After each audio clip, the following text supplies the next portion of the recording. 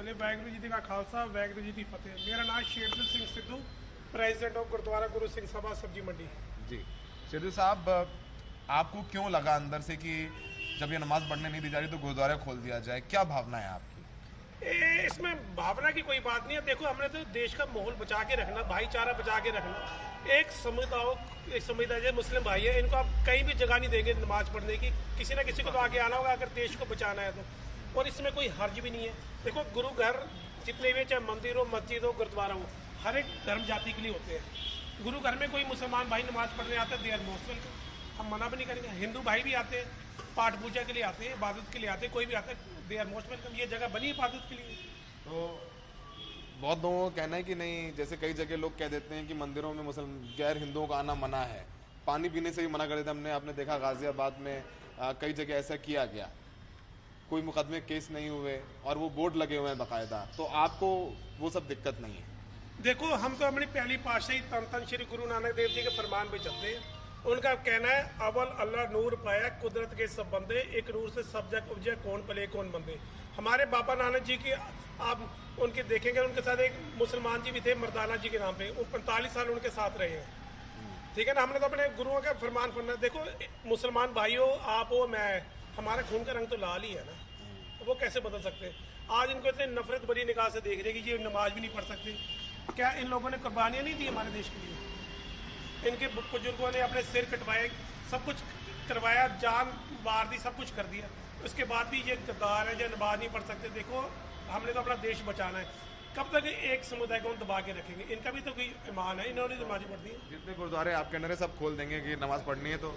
नहीं, गुरुद्वारे साहब तो कभी बंद ही नहीं हुए, कभी बंद ही नहीं हुए। देखो, ये एक प्रोपेगेंडा चल रहा है कि गुरुद्वारा सब खोल देंगे। गुरु घर के दरवाजे कभी बंद ही नहीं होते। हर एक समुदाय, हर एक जाति के लिए दे आर मोस्ट वेलकम। देखो, अभी इधर आपके थोड़ी देर पहले लंगर चल रहा था, उसमें मुसलमान भाई भी आते हैं, सारे आते हैं। हम कोई आधार कार्ड नहीं देखते कि अपना परिचय दो तो लंगर लो ना। ये तो दरबार गुरु का दरबार है, कोई भी बंदा आगे अपनी बंदगी कर सकता है। तो ये सिद्धू साहब जैसे लोग हैं जिनका कहना है कि हम सब एक ही नूर से उपजे हैं, गुरु नानक साहब ने फरमाया है। मुफ्ती साहब, अपना परिचय बताएं। मैं मुफ्ती मोहम्मद सलीम कासमी, प्रेसिडेंट जमीयत उलमा गुरुग्राम।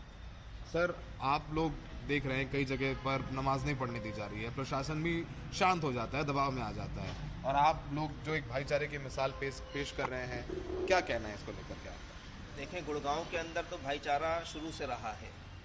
अभी चंद सालों से चंद लोग हैं जो इस तरह का विवाद करते हैं और माहौल ख़राब करने की कोशिश करते हैं। चाहे वो सेक्टर 44 हो, 43 हो, 47 का जुमा हो, कहीं भी लोग पहुँचे हैं। चंद लोग ही गए हैं तो नाम भी लेना मैं मुनासिब नहीं समझता, लेकिन अक्सर लोगों ने साथ दिया है और ये कहा है कि ये पुराने नमाज़ पढ़ते आ रहे हैं। जो खुले में नमाज है वो पहले 2-4 जगह होती थी, आज से 20 साल पहले।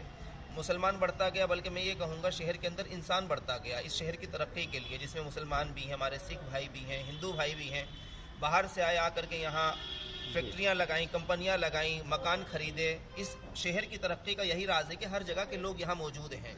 तो उसी में मुसलमान भी है, और मुसलमान की एक जो ज़रूरत है वो ये है कि हफ्ते की एक नमाज, जुमे की नमाज, वो एक साथ पढ़ी जाती है। बाकी 5 वक्त की नमाज जो रोज़ाना पढ़ते हैं वो घरों में, ऑफिस में, दुकान में पढ़ लेते हैं। तो वो हमारी मजबूरी है, हमारा कोई शौक़ नहीं है। तो इसलिए खुले में नमाज बासानी हो रही थी।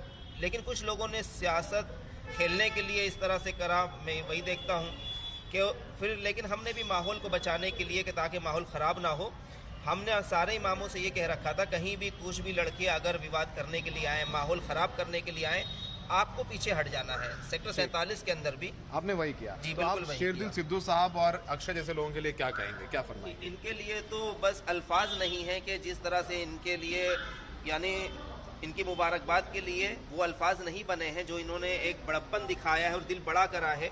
मैं कहता हूं कि ऐसे ही होना चाहिए। सेक्टर 12 के अंदर जब अक्षय राव साहब से हमारी बात हुई और उन्होंने ये कहा कि आप हमारे घर में नमाज़ पढ़ो, क्या दिक्कत है, आपको चौक में नमाज़ पढ़ने से मना कर रहे हैं? तो मैंने कहा नहीं, घर में दिक्कत होगी तो कहने लगे हॉस्पिटल में रहा है, उसके छत पे पढ़ लो। मैं कहा नहीं, उसमें भी थोड़ा सा डिस्टर्ब हो सकते हैं, लोग आएंगे, नमाज़ पढ़ेंगे। उन्होंने पर्सनली अपनी एक दुकान की चाबी दे दी और कहा कि ये आपके नमाज के लिए है, इसके बराबर में सर्विस स्टेशन है, उसमें भी आप नमाज़ पढ़ सकते हैं, वो भी मेरा है। तो ये एक बड़प्पन है। अब जैसा कि हमारे ये सिद्धू साहब ने एक इतना यानी बड़ा जुमला जो इस्तेमाल करा है कि गुरुद्वारे का जो द्वार है वो सबके लिए खुला हुआ है और कोई भी आकर के अगर तुम्हें इबादत करने में दिक्कत है तो आके इबादत कर सकते हैं। ऐसा ही होना चाहिए। जब इंसान का अखलाक और उसकी सोच ऐसी होगी तो कोई मसला नहीं होगा। क्या भावनाएं हैं? अब तो आप गुरुद्वारे में भी आके मुस्लिम भाई नमाज पढ़ेंगे, शायद ये ज़रूरी भी है।